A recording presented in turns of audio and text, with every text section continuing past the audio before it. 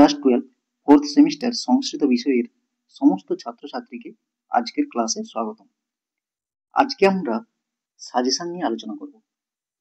এটা হচ্ছে তোমাদের ফাইনাল সাজেশন সংস্কৃত ব্যাকরণ থেকে নেওয়া। সংস্কৃত ব্যাকরণের সমাস থেকে এই সাজেশনটা তুলে ধরা হয়েছে। সমাসের সিলেবাস কি আছে? সমাসের সিলেবাসে তোমাদের পড়তে হবে সেটা হচ্ছে সমানাধিকরণ কর্মধারয়, সমাহার দ্বিগু, দ্বন্দ্ব, বহুব্রীহি। আবার এই বহুব্রীহি সমাসের প্রত্যেকটা ভাগ নয়, এখানে তিনটা ভাগ তোমাদের সিলেবাসে আছে। সেই তিনটা ভাগ কি কি? সমানাধিকরণ বহুব্রীহি, ব্যাধিকরণ বহুব্রীহি, আর একটা হচ্ছে নং বহুব্রীহি। এটা হচ্ছে তোমাদের সমাস থেকে সিলেবাস। তোমাদের সমাসে যে সিলেবাসটা আছে সেই সিলেবাস থেকে এই সাজেশনটা তুলে ধরা হয়েছে। এই সাজেশনে মোট 25টা প্রশ্ন আছে। এই 25টা প্রশ্ন থেকে তোমরা অবশ্যই 100% কমন পাবে। চলো এখানে দেখো, 1 নম্বরে আছে কি? স্বপুত্র। পরীক্ষাতে কিরকম থাকবে? পরীক্ষাতে থাকবে শুধু এই অংশটুকু, স্বপুত্র। এই সমাসবদ্ধ পদটা পরীক্ষাতে থাকবে। তোমাদের কি লিখতে হবে? তোমাদের লিখতে হবে ব্যাস বাক্য আর কোন সমাস, এই দুটো অংশ তোমাদেরকে লিখতে হবে। এই পুরো অংশটাকে বলা হয় কি? ব্যাস বাক্য। আর যেটা তোমাদের পরীক্ষাতে থাকবে বা এই স্বপুত্র, এটাকে বলা হয় কি? সমাসবদ্ধ পদ, আর এটা হচ্ছে সমাস। এই তিনটা অংশ হচ্ছে সমাসের। এবারে দেখো,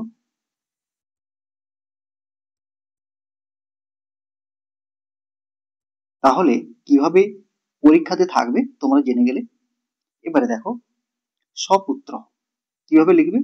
এটা লিখতে হবে তোমাকে পুত্রেণ সহ বর্তমানঃ। এটা হচ্ছে ব্যাস বাক্য, আর সমাসটা কি? বহুব্রীহি সমাস।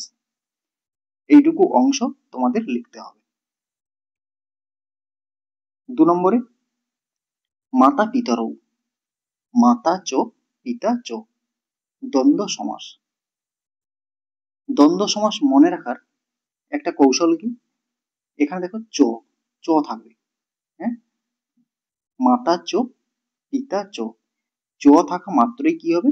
দ্বন্দ্ব সমাস। তোমাদেরকে এই সাদৃশ্যগুলো খুঁজে নেওয়ার চেষ্টা করতে হবে যাতে তোমরা খুব সহজেই মনে রাখতে পারো। 3 নম্বর দেখো, সীতা জানিহি সীতা জায়া যস্য সহ। এই যস্য সহ কথাটা যেখানে থাকবে সেটা হবে কি? বহুব্রীহি সমাস। এরপরে 4 নম্বরে দেখো, দম্পতি জায়া চ পতি চ, চ থাকলে কি হয়? দ্বন্দ্ব সমাস। এরপরে 5 নম্বর, বিনা পাণিহি।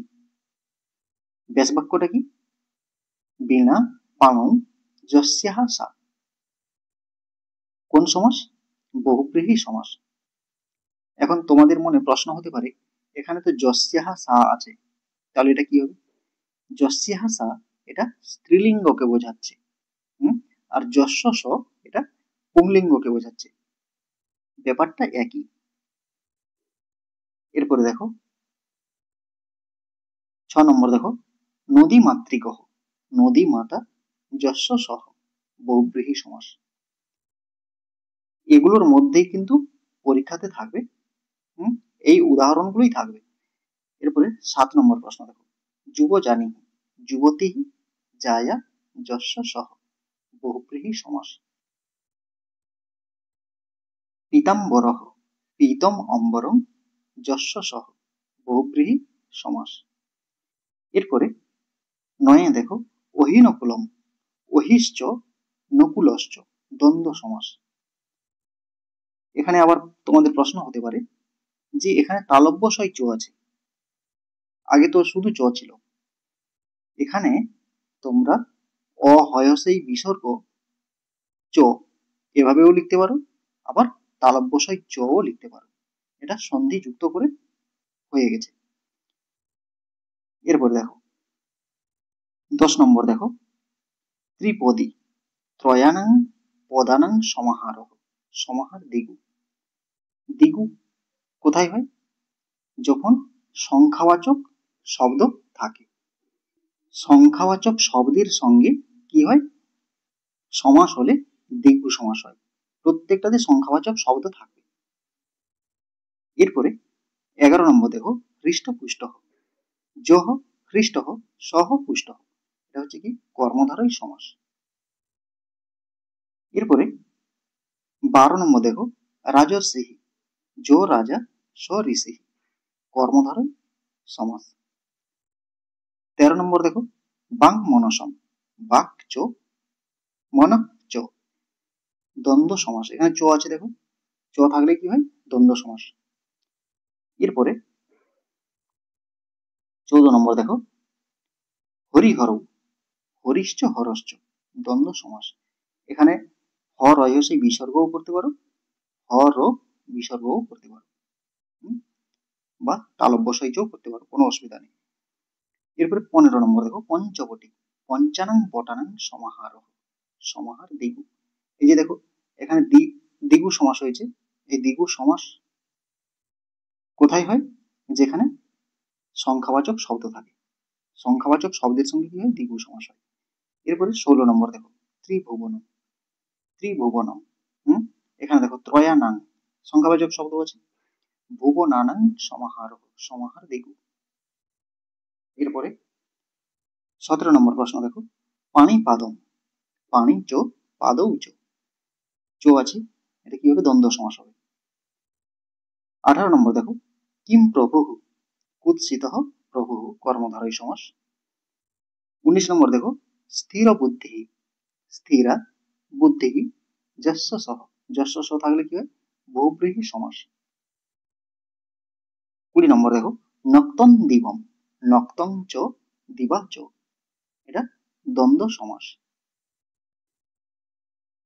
21 নম্বর দেখো, সৎপুরুষ সন পুরুষ কর্মধারয় সমাস। এরপরে 22 নম্বর, মহারাজ মহান রাজা, কর্মধারয় সমাস। 23 নম্বর কি বলেছে? মহাবীরহ মহান বীরহ, কর্মধারয় সমাস।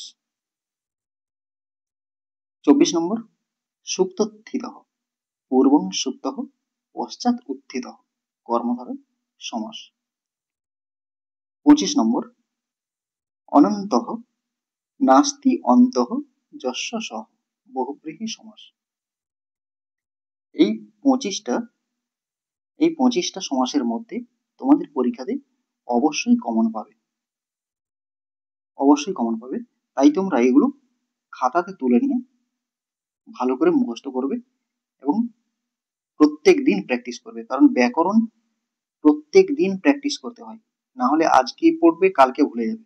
তাই প্রত্যেক দিন, বেশি নয় 30 মিনিট করে, প্রত্যেক দিন 30 মিনিট করে সময় দাও এই ব্যাকরণের পিছনে।